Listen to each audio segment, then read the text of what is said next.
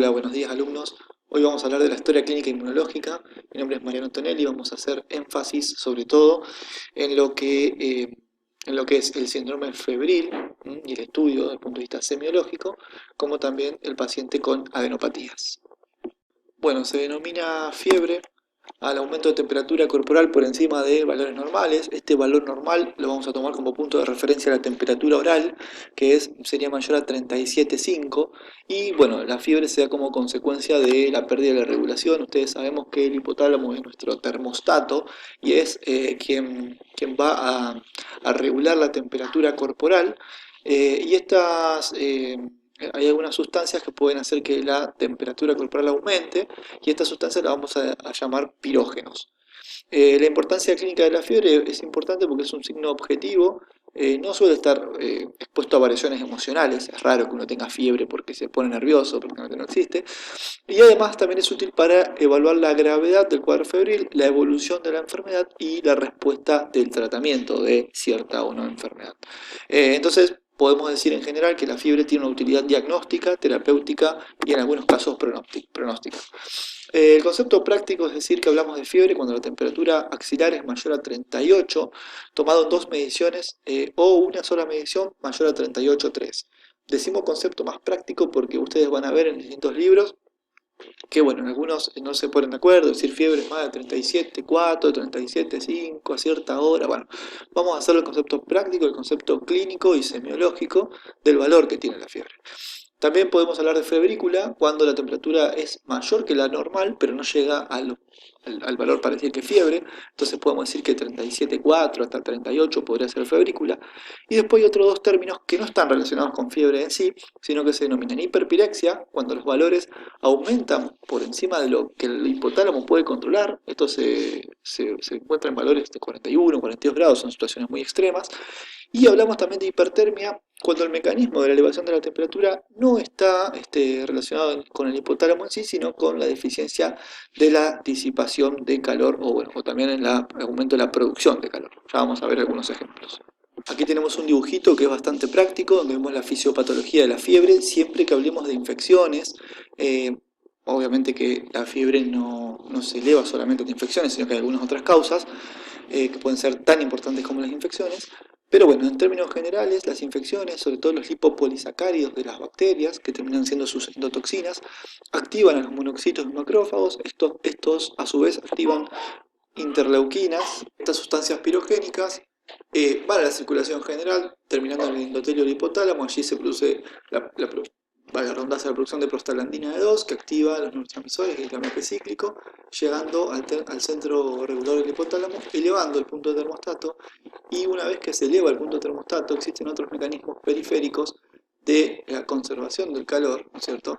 Que sobre todo, por ejemplo, el tiriteo muscular, que eso lleva a la fiebre. Normalmente el hipotálamo tiene una regulación de la temperatura que no supera los 40 o 41 grados, por eso es que cuando hablamos de hiperpirexia es cuando ya el hipotálamo no puede regular. Bueno, tener en cuenta entonces que la fiebre tiene distintos componentes, no solamente es la elevación de la temperatura, sino que cuando hay fiebre suelen suceder algunas que otras situaciones, por decirlo así, en el organismo. Por ejemplo, hay regulaciones autonómicas que también van variando, hay una redistribución sanguínea, hay vasoconstricción periférica, hay taquicardia, hay taquipnea, hay piloerección, hay aumento de la presión arterial. Cuando tenemos que tener en cuenta también elementos endocrinos metabólicos, por ejemplo, pueden aumentar los corticoides, pueden aumentar la testosterona, pueden disminuir la vasopresina. Hay también alteraciones comportamentales, del comportamiento, como por ejemplo escalofríos, anorexia, adinamia, astenia, temblores. Y también puede haber fenómenos inmunológicos que tendría alguna función desde el punto de vista inmunológico la fiebre, como por ejemplo aumento de la quimiotaxis o la proliferación de células del sistema inmunológico. Bueno, una vez visto lo que es la fisiopatología de la fiebre, tenemos entonces que tener en cuenta cuál es la semiología. De los sitios donde medir la temperatura, el menos fidedigno y a su vez el más utilizado es la temperatura axilar. ¿Por qué es menos fidedigno? Porque puede estar influenciado mucho por el entorno, ya sea por cuán abrigado está el paciente, por si tiene una infección cercana o no, y en definitiva por otras cosas también. Con respecto a la evaluación de la temperatura, también a veces el paciente no tiene termómetro como para medirse la temperatura, pero puede tener lo que se llama equivalentes febriles. Ahora vamos a ver qué son los equivalentes febriles. Y es un dato indirecto de la presencia de fiebre. A todos los conjuntos del síndrome, de síntomas y signos asociados a la fiebre se denomina síndrome febril. Y el síndrome febril tiene distintas características, algunas que son dependientes de la termogénesis, volvemos a decir los componentes, que es el escalofrío, los temblores, la predilección, las mialgias, la palidez, etc.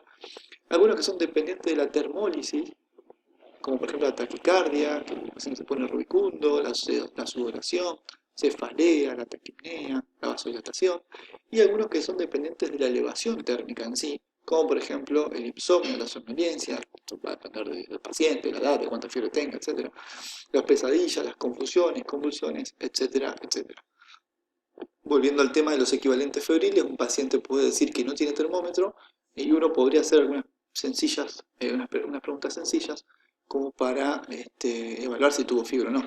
Entonces, una pregunta sencilla fácil es si el paciente tuvo chuchos de frío, si tiene sensación de frío y calor, si en la casa están todos abrigados y él está con mucho calor, o viceversa, en la casa nadie tiene frío, están todos en remera y él está muy abrigado, si tiene algunos otros síntomas, dolor de cabeza, dolores musculares.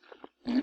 Bueno, todos esos síntomas podrían estar relacionados con lo que son los equivalentes febriles, y ahí, bueno, uno tendría que tener en cuenta como si el paciente hubiera tenido fiebre.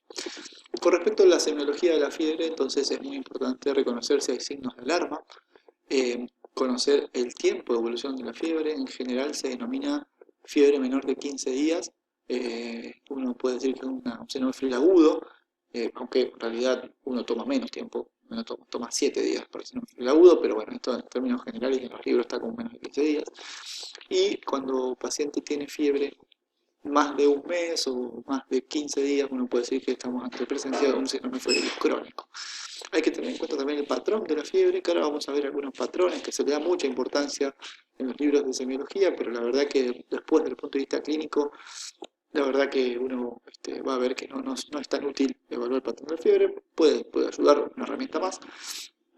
Es importantísimo tener en cuenta el tipo de huésped, no es lo mismo un paciente inmunodeprimido que un paciente inmunocompetente. Esa es una definición muy interesante, porque fiebre en inmunodeprimido pueden ser algunas cosas y fiebre en inmunocompetente pueden ser otras.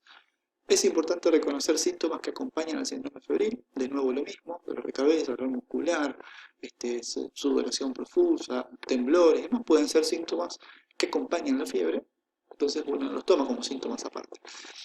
Pero también es importante conocer síntomas que no acompañan el síndrome febril. ¿eh? Entonces, por ahí, bueno, el paciente puede tener fiebre, mucho dolor de cabeza, puede tener rigidez de nuca, y puede tener algunos otros, sinergia flexora, por ejemplo. Bueno, esos no son síntomas que acompañan el síndrome febril, entonces hay que tenerlo muy en cuenta porque podemos estar en presencia, por ejemplo, de un síndrome meninge. Esto, obviamente, que es muy general lo que estoy diciendo, pero a medida que va pasando, a medida que ustedes van pasando los años, como estudiantes de medicina, se van a dar cuenta de estas cosas. Y con respecto a tratar de diferenciar la fiebre de origen infeccioso de origen no infeccioso, recuerden que la causa no infecciosa la vamos a ver bien, pero pueden ser fenómenos autoinmunes, pueden ser también enfermedades oncomatológicas o otras causas de fiebre. Los signos de pirogenemia clínica, por ejemplo, escalofríos intensos, incluso que el paciente dice hasta que puede llegar a tener una especie de convulsiones, el castañeteo de dientes y demás, podría significar el origen infeccioso versus pacientes que no tienen estos síntomas. Obviamente que este es un dato de bajo valor predictivo, ¿no? Pero podría llegar a tener un pequeño valor, sobre todo en un interrogatorio en una guardia o un interrogatorio rápido. Eso podría evaluar, en principio, digamos, una posibilidad de infección y sobre todo una bacteriemia, que es la presencia de bacterias en la sangre. En la anamnesis es importante tener en cuenta la edad y el sexo. No es lo mismo un paciente pediátrico de 4 días de vida que un paciente adulto mayor de 70 años o un paciente de 25 años.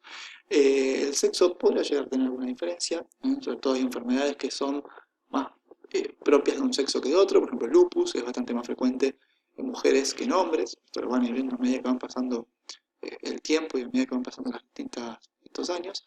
El lugar de nacimiento puede ser importante, el lugar de residencia también es importante acá porque vamos a evaluar enfermedades que pueden ser endémicas, o sea, propias de alguna zona. No es lo mismo vivir en una zona rural que vivir en el medio de la ciudad. Uno, ante la presencia de fiebre, uno podría pensar en una causa, y en la ciudad una causa, y incluso en la zona rural otra. Con respecto a las ocupaciones, también es muy importante, digamos, hay enfermedades que están asociadas directamente a la ocupación. Por ejemplo, un paciente que es eh, pescador o algún paciente que está relacionado, digamos, con el río y demás, pueden tener algunas enfermedades infecciosas que el paciente que no tiene esa ocupación. Lo mismo donde vive, bueno, volvemos a decir similar a lo que está arriba. Si el paciente vive en una zona rural, uno puede pensar, por ejemplo, una infección típica de la zona rural, y si vive en una zona urbana, podría pensar otro tipo de infección. Actividades recreativas, va de la mano con lo mismo que dijimos previamente. El uso de mascotas, algunas enfermedades que están asociadas a las mascotas. Es importante tener en cuenta la medicación que toma todos los días y también medicación que ha tomado. Hay fiebre por fármacos, fiebre medicamentosa, en cual uno podría llegar a tener en cuenta esto, que es muy importante. También tenemos que tener en cuenta tratamientos de inmunosupresores, no tanto por la fiebre en sí, sino por la posibilidad de distintos tipos de infección, básicamente para ver si es inmunodeprimido o no el paciente. Lo mismo tratamiento quirúrgico, si el paciente se sometió a una cirugía recientemente y está con fiebre, uno piensa que el foco podría ser el tratamiento quirúrgico que tuvo. Viajes recientes, lo mismo si el paciente tiene prótesis, por ejemplo, si tiene alguna prótesis de cadera, prótesis de rodillas, todo es cada vez más frecuente, tiene un cardiofibrilador implantable, un marcapasos, todo eso hace la semiología de la fiebre, o sea, no hay que dejarlo pasar. Bueno, los viajes recientes ni hablar, hay enfermedades que están relacionadas en distintos lugares endémicos, ¿eh? Así que bueno, muy importante, para decir un ejemplo, la mayoría de ustedes saben que para ir a Brasil, por ejemplo, exigen la vacuna de la fiebre amarilla. ¿Y por qué? Bueno, porque en Brasil todavía hay casos de fiebre amarilla. Entonces, eso está totalmente relacionado, digamos, con el sitio geográfico donde uno viaja. Eh, bueno, después tenemos, obviamente, que tener en cuenta si hay algún familiar enfermo, los típicos infecciones que son bien contagiosas, coronavirus entra dentro de ellas. El tiempo de evolución de la fiebre es muy importante, lo mismo para ver si es aguda o crónica. Y bueno, si además de la fiebre hay síntomas acompañantes, esto es fundamental. Así que se puso rápidamente acá abajo y todo junto, pero es fundamental ver si el paciente tiene fiebre asociada a algún dolor en particular, algún síntoma respiratorio, intestinal urinario, porque permite ver el origen de la fiebre. Bueno, de la mano con una buena anamnesis es fundamental el examen físico, y el examen físico tiene que ser completo. A ver, uno cuando habla de fiebre en general, no vamos a ir viendo cada aparato qué es lo que va viendo, ¿no? Porque supone que el examen físico tiene que ser completo. Pero sí es importante tener algunos tips, ¿no? Pacientes con fiebre, sobre todo por ahí fiebre de origen desconocido, que no tenemos claro dónde puede haber venido el foco.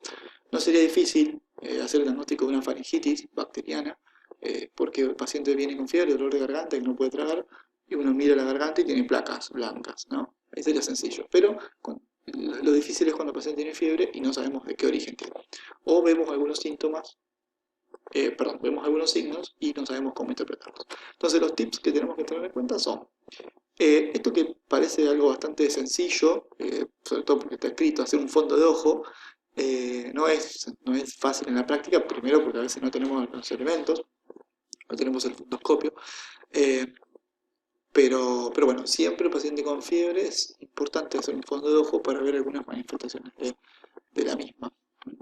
Hay que evaluar también las venas timpánicas, hay que evaluar la presencia de la arteria temporal que no tenga una palpación intensa, ¿eh? Y ahí podemos estar ante una enfermedad que es la arteritis de la arteria temporal. Hay que evaluar que no tenga soplos cardíacos, esto siempre hay que hacerlo. Hay que evaluar que no tenga lesiones en piel y mucosas, ahí tenemos un ejemplo de lesiones en piel y mucosas. Esto es bastante típico de sífilis, estas son lesiones tipo por ahí puede estar relacionado con endocarditis y demás.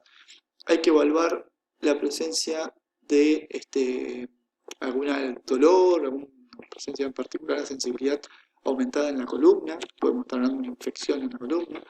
Y hay que evaluar también los genitales, algo que no se hace habitualmente, ¿no? Pero el paciente puede tener fiebre y puede tener alguna lesión en los genitales, tanto en ano también. Eh, Así que bueno, como los genitales externos, es importante hacer esta correcta evaluación. Y algo que después vamos a charlarlo más profundamente, es la evaluación de las adenopatías.